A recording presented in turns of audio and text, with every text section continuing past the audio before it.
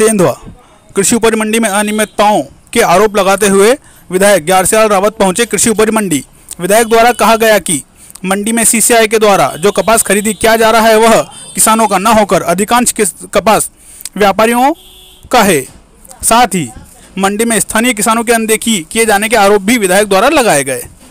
साथ ही आरोपों की सूचना मिलने पर एसडीएम सुश्री तपस्या परिहार भी नीलामी स्थल पर पहुंची, जहां एसडीएम द्वारा सीसीआई के अधिकारियों को निर्देशित किया गया कि सोसाइटी में पंजीकृत किसानों का कपास ही खरीदा जाए। सीसीआई अधिकारियों द्वारा एसडीएम को बताया गया कि सारे कागजों की जांच करने के बाद ही कपास खरीदी की जा रही है। खबरी लाल के लिए आनंद शर्मा की रिपोर्ट। मामला यहाँ पर किसानों का माल बिकने के संबंध में यहाँ पर हम लोग आए हुए हैं। किसानों का माल बिक नहीं रहा है और व्यापारियों का माल ज़्यादातर उसमें बिक रहा है। इस संबंध में हम लोगों को जो सूचना मिली है, यहाँ पर जो कंप्लेंट मिली है, इसके लिए मैं यहाँ पर आकर देखा तो वास्तविक यहाँ पर जितने भी यहाँ पर जो वाहन खड़े सारे के सारे महाराष्ट्र से आए हुए हैं और पूरे टोटल जो जितने भी है 99% जितने भी है पूरे मतलब यहाँ के व्यापारियों का माल है, वो किसानों का माल नहीं है। और यहाँ का जो लोकल किसान जो अपने माल लेके आ रहा है उसको बता रहे कि उसकी क्वालिटी कमजोर है, इसलिए उसको क्रय नहीं करते हैं और वो माल फिर बाद में मार्केट में बिकता है। वो मार्केट में ये बिकता है कि 45, 46, 47, 4800 रुपये माल बिकता है। फिर बाद में वही कपास ये मतलब वहाँ जाता है तो सीसीआई वापस वो क्रय करती है।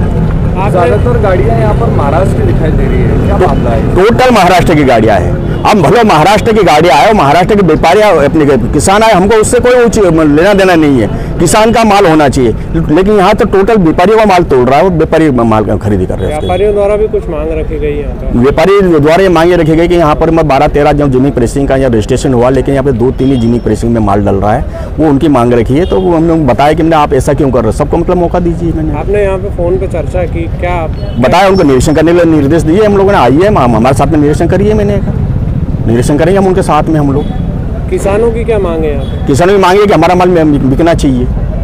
किसानों को मतलब मुआवजा मिलता ही नहीं वहाँ पर, किसानों को माल नहीं तुलता वहाँ पर और व्यापारियों का माल ज़्यादा तुलता है यहाँ पर।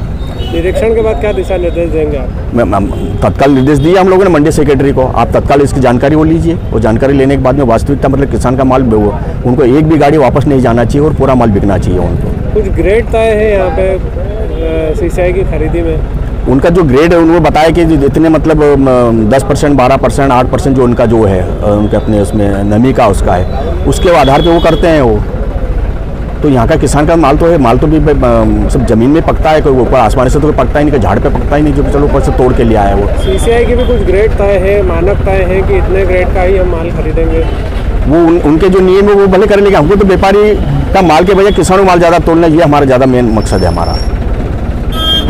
बेसिकली मुझे ये खबर मिली थी कि कोई शिकायत हुई है कि किसानों का माल ना बिककर व्यापारियों का माल बेचा जा रहा है यहाँ पर। तो उसी के लिए हम लोग आए थे। तो तहसीलदार साहब ने भी यहाँ पर सारा चेक किया है प्रोसेस हमने पहले भी एक बार चेक कर ली थी कि किस तरह से हो रही है। तो इसमें जब तक रिकॉर्ड्स नहीं है, व्यक्ति के लैंड रिकॉर्ड्स देख रहे हैं, उसके बाद उसमें कितना रकबा लिखा हुआ है और उसके हिसाब से ही सारा प्रोसेस हो रहा है। इसमें वेरिफिकेशन प्रोसेस काफ़ी हम लोग टाइट रखा हुआ है। इसमें एक बार यहाँ पर मंडी में होता है, फिर जब जहाँ पर जिनिंग फैक्ट्रीज में जहाँ पर सीसीआई का ये काम हो रहा है वहाँ पर जाते हैं तो वहाँ पर भी एक बार वेरिफिकेशन होता है।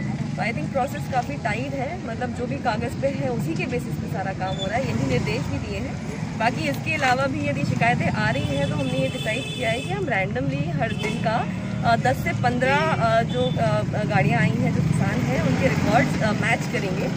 यहाँ से मंडी में जो नीलामी हो रही है, उसके बाद जब सीसीआई में माल जिनिंग फैक्ट्रीज में माल जा रहा है और उसके बाद जो रात में उनका बिल निकलता है उससे, ये तीनों स्टेप का मैचिंग करके उसका देखा जाएगा कि कोई गड़बड़ तो नहीं है। व्यापारियों का माल पाए जाने पर क्या कार्रवाई होगी? उनका तो वैसे तो लेना ही नहीं जाना है, पर देखना पड़ेगा कि किस लेवल पे गलती हुई है ना, किस लेवल पे ये चूक हुई है कि किसानों की जगह व्यापारियों को आया है। यदि मिलता है तो माल।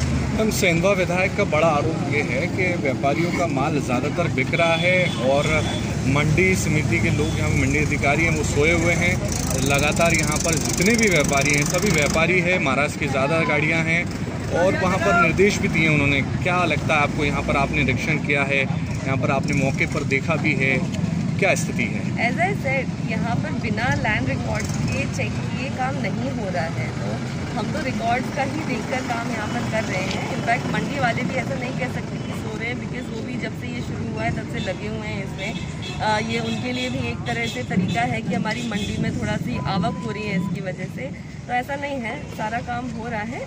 एज आई सेड कि यदि कोई गड़बड़ होती है उसके लिए हम लोग एनीवे भी रैंडम चेकिंग कर रहे हैं, और कोई गड़बड़ पाई जाती है या कोई आपको लगता है कि ये व्यापारी है तो उसकी सूचना दी जाए। फिर ऐसा सिर्फ कहने से नहीं हो जाएगा कि व्यापारियों का माल बेचा जा रहा है।